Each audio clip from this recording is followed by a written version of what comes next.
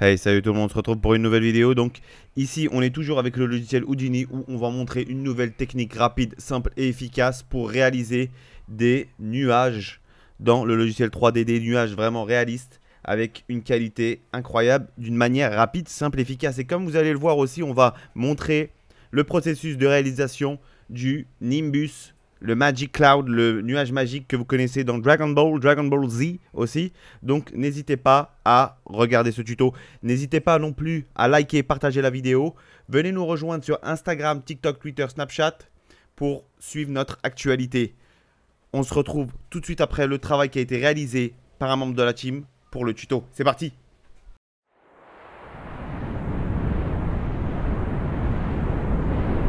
Donc on est dans notre logiciel Houdini. Donc ici, comme vous voyez, on a une géométrie où on va créer une sphère classique, basique. On met en row 24, bien sûr. Pour l'instant, c'est juste pour décorer. On va mettre un autre transform pour changer le scale dans l'axe X.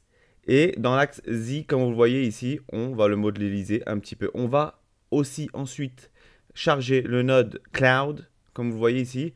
On va laisser en by size, en division size à 0.1 pour l'instant. Comme vous allez le voir par la suite, on va améliorer la qualité. Donc, on rajoute un node Cloud Noise. Ok, donc ici, comme vous le voyez, on a juste rajouté les distant lights pour avoir un aperçu afin de pouvoir travailler tranquillement. Donc, on appuie sur la touche D pour changer le background en black, comme on l'avait montré dans les tutos précédents, pour ceux qui n'avaient pas l'information. Donc ici, on ajuste un petit peu le light, la lumière, afin d'avoir un meilleur aperçu. Donc ici, on va augmenter l'amplitude dans le cloud noise, Ok, comme vous le voyez, on est à l'amplitude ici, 0.3.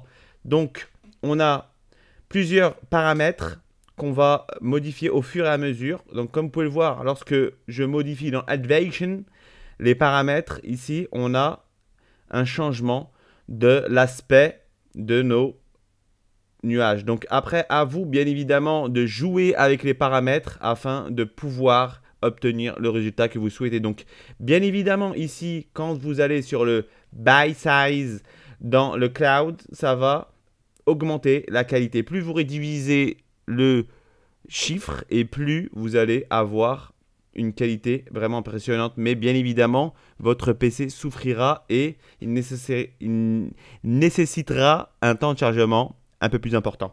Mais ce n'est pas grave, bien évidemment, car il faudra jouer entre les paramètres de div size et bien sûr pour obtenir une qualité qui soit raisonnable et plutôt impeccable. Donc, par la suite, comme vous pouvez le voir ici, j'ai rajouté dans l'offset de Elevation une petite expression, une petite expression. Donc $FF multiplié par 0.05. Ici, comme vous voyez, on aura un petit mouvement qui va permettre de créer une animation automatisée, bien évidemment, sur notre cloud. Et cela va permettre d'animer ce cloud qu'on veut avoir, justement, c'est le nuage magique, le Nimbus de Dragon Ball Z. Et ça permettra de donner cet aspect vivant lors de la circulation du nuage magique. Donc comme vous le voyez ici, on a notre nuage magique qui a été travaillé par un membre de la team, bien évidemment. Et ici, on a fait bien sûr un cache de notre séquence, car on avait aussi fait une petite animation, en rentré une petite expression justement sur notre Nimbus. On avait bien évidemment créé un nouveau géométrie, on a mis l'object merge, on a chargé notre géométrie et on a fait un node de transform. Comme vous pouvez le voir, on a ajouté une petite animation afin de le faire mouvoir d'un point A à un point B, justement pour notre animation finale. Ici, on est sur le trail, c'est-à-dire la petite fumée, on va dire, qui est derrière notre nuage magique. Donc, comme vous pouvez le voir ici, ce sont des particules qui ont été chargées par rapport à notre cloud. Donc, ceci est bien évidemment pour ceux qui ont vu le tuto sur le nuage, sur les feux d'artifice stylisés. vous allez pouvoir reconnaître cette technique. Donc comme vous pouvez le voir ici, je ne vais pas repasser en détail toutes les infos, tous les paramètres qu'on a mis en place, mais on s'est inspiré, on a reproduit le tuto de feu d'artifice pour notre tuto ici, pour notre exemple ici.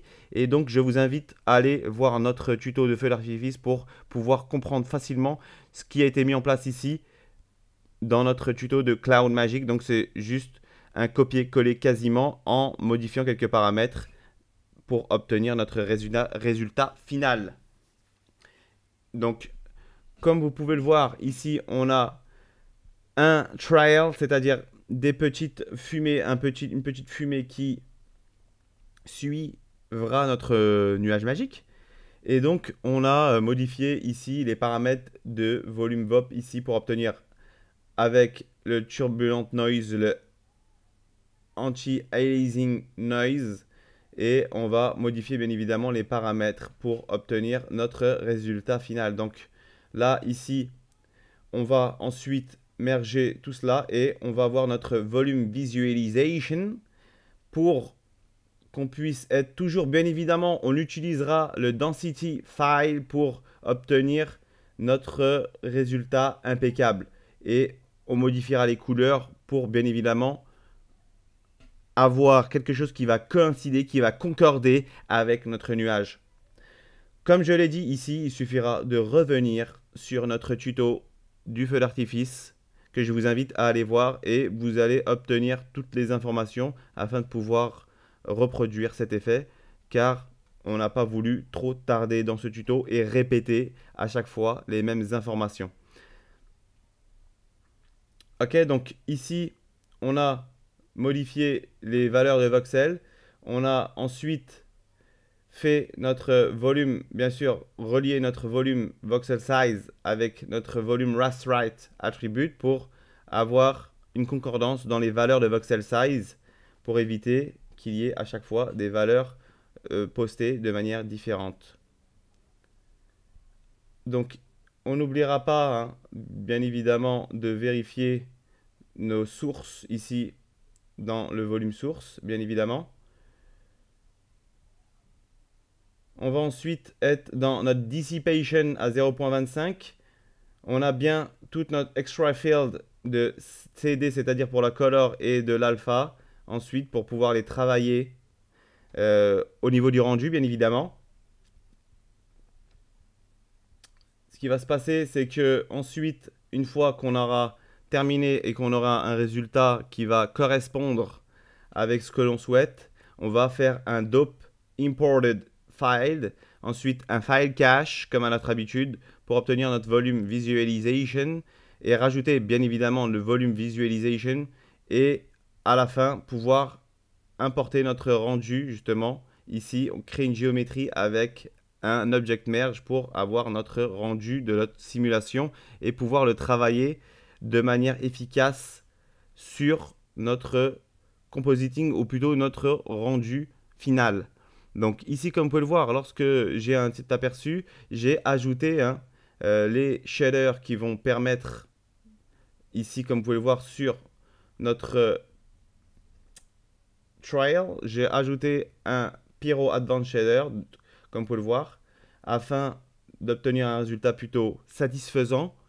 Et on va bien évidemment aussi utiliser un shader pour obtenir une homogénéité, une amélioration du rendu afin de pouvoir contrôler nos paramètres et réussir à obtenir le résultat escompté.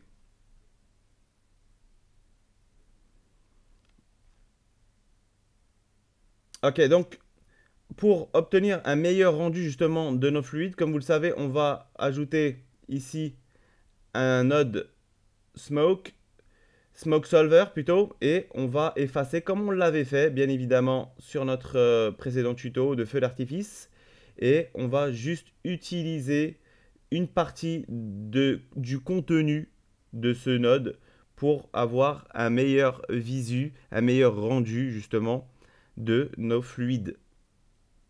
Donc comme vous pouvez le voir, je suis avec le Pyro Advanced Shader, donc j'ai augmenté la density scale, j'ai augmenté le brightness, j'ai coché le Color with CD Volume, bien évidemment. J'ai baissé le Scattering Phase à moins 0.2. Et bien évidemment, on va aussi modifier notre cloud qui sera avec le Pyro Shader, lui par contre. Et on pourra ensuite, avec la visualisation, modifier notre cloud. Donc ici, on va montrer comment refaire justement le cloud du background, comme je l'avais montré au niveau de notre visualisation du travail qui avait été effectué par un membre de la team. Donc ici, sur le même principe, on démarre d'une sphère, on fait un node transform, on va modifier comme on avait fait tout à l'heure pour notre nuage magique. Ensuite, on va créer une nouvelle sphère. Ce sera pour utiliser avec le node ISO Offset afin de pouvoir avoir des points dans une surface. Donc notre sphère qu'on aura créé une grande surface, justement, on va utiliser le ISO Offset et le Scaler afin d'avoir des points sur cette surface qui sera à la base, comme je l'avais montré, une grande sphère. Donc on va attacher avec le Copy to Point nos différents clouds à ce Scaler et ensuite on va dans Uniform Scale rajouter la valeur de liste ici. Bien sûr, en fonction de votre projet, il suffira d'ajuster ces valeurs, bien évidemment. Et une fois que les clouds seront disposés de manière efficace sur votre background, sur votre scène, vous pourrez ensuite visualiser et créer votre animation finale, donc ce qui a été fait ici, pour obtenir notre paysage. Donc pour terminer, au niveau du shader à appliquer pour les clouds en background, vous pourrez utiliser le shader implémenté sous Houdini du nom de Cloud, bien évidemment. C'est une petite astuce que je vous donne pour obtenir un résultat spectaculaire comme vous le voyez à l'écran pour cette composition. Donc j'espère que vous avez apprécié ce tuto. N'hésitez pas à partager, un petit pouce bleu, un petit commentaire d'encouragement, ça fait toujours plaisir. On se retrouve très vite pour une prochaine vidéo. Prenez soin de vous. Hasta luego.